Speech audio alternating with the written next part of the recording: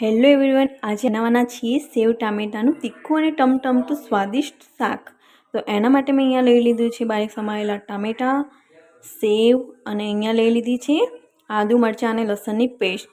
હવે બીજા મસાલા જોઈએ તો એમાં આપણે આપણે ડેલી યુઝ કરીએ છીએ કે મરચું, મીઠું, હળદર, ગરમ મસાલો, રાઈ, જીરું ને હિંગ. માત્ર 2 થી 3 મિનિટમાં બની જાય એવું આજે આપણે મસ્ત સ્વાદિષ્ટ સેવ ટામેટાનું શાક બનાવવાનું છે. તો ચાલો આ વિડીયોને તમે સ્કીપ ના કરતા પૂરેપૂરો જોજો. તો આપણે ઝટપટ સેવ ટામેટાનું શાક સ્ટાર્ટ કરી દઈએ. અહીંયા મેં તપેલામાં તેલ લીધેલું છે. હવે આપણે ગેસની ફ્લેમને ચાલુ કરીશું.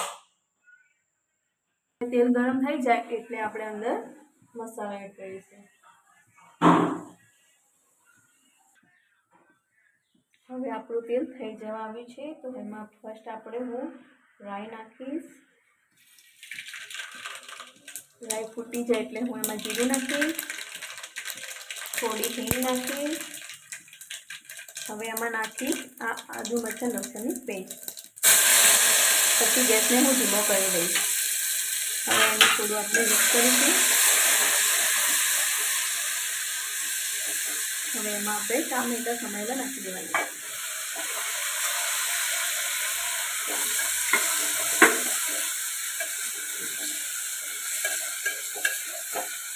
ટામેટાને વગેરે મિક્સ કરીને હવે એમાં આપણે મસાલો નાખીશું. મીઠું નાખવાનું છે,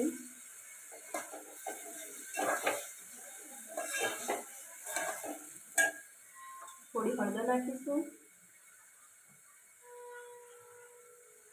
હવે એમાં નાખીશું આપણે 2 ચમચી જેટલું મરચું.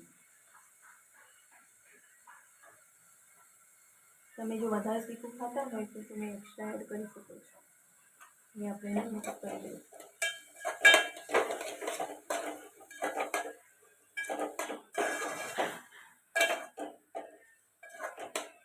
મીઠાનું પ્રમાણ અહીંયા ઓછું જ લેવાનું છે કેમ કે સેવમાં ઓલરેડી આપણે મીઠું આવે જ છે. હવે આપણે એમાં નાખીશું ગરમ મસાલો, થોડો ગરમ મસાલો નાખીશું. હવે આપણે એને સારી રીતે મિક્સ કરી દઈશું. તો આપણો મસાલો સારી રીતે મિક્સ થઈ ગયો છે. હવે આપણે એને થોડી વાર માટે ઢાંકી દઈશું. તો હવે આપણે ટામેટાના ચેક કરી લઈશું ચડી ગયું છે કે નહીં. તો તમે જોઈ શકો છો ટામેટા એકદમ પ્રોપર ચડી ગયા છે. ટામેટાને જ્યારે આપણે વઘાર કરીએ છીએ ત્યારે આપણે પાણી નાખવાનું નથી. હવે તમે જોઈ શકો છો કે ટામેટા એકદમ ચડી ગયા છે.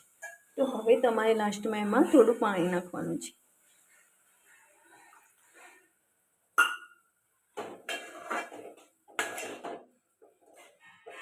થોડું પાણી ઉકળે એટલે આપણું સેવ ટામેટાનું શાક રેડી છે.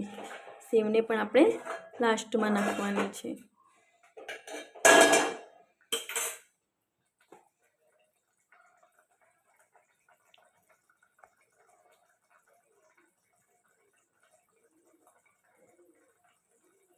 તો આપણું પ્રોપર હવે સેવ ટામેટાં ચડી ગયા છે તો આપણે ગેસને બંધ કરી દઈશું.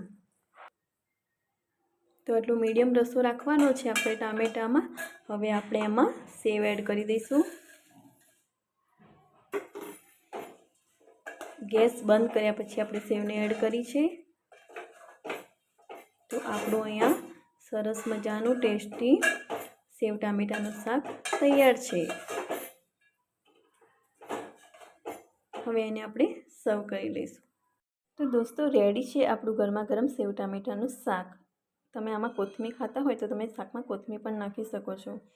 અહીંયા શાક લીધું છે મેં, લીંબુ મીઠાવાળી ડુંગળી લીધેલી છે, સેવ લીધેલી છે અને રોટલી. તમે પણ આ રીતે સબ્જી બનાવીને એકવાર ટ્રાય જરૂર કરજો અને મને કોમેન્ટ કરજો કે તમને આ સબ્જી કેવી લાગી. અને મારી ચેનલને, મારા વિડીયોને લાસ્ટ સુધી જોવા માટે thank you so much. Bye bye.